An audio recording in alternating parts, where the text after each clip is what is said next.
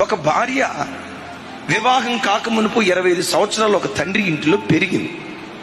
వివాహ వ్యవస్థ ద్వారా పేగుబంధాన్ని తెంచుకొని పుట్టిన గడ్డను విడిచిపెట్టి, తల్లిని తండ్రిని విడిచిపెట్టి, ముక్కు ముఖం ఎరగని పురుషుని దగ్గరికి వివాహం అనే ఆ ఒక్క బంధం ద్వారా జీవితాంతం ఈ భర్తతో కాపురం చేయాలని కుటుంబాన్ని విడిచిపెట్టి వస్తుంది.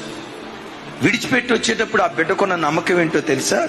జీవితాంతం ఈ భర్త నన్ను హత్తుకుంటాడు, జీవితాంతం తల్లి అయినా తండ్రి అయినా అక్క అయినా అన్నైనా నాన్నైనా నా బ్రతుకులో సర్వస్వం ఈయనే అని నమ్మి ఒక భర్త ఇంటిలో భార్య అడుగుపెట్టింది.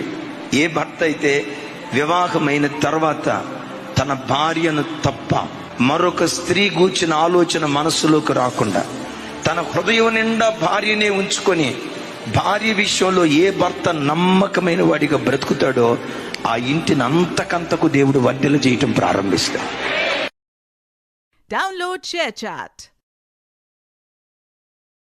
Download ShareChat.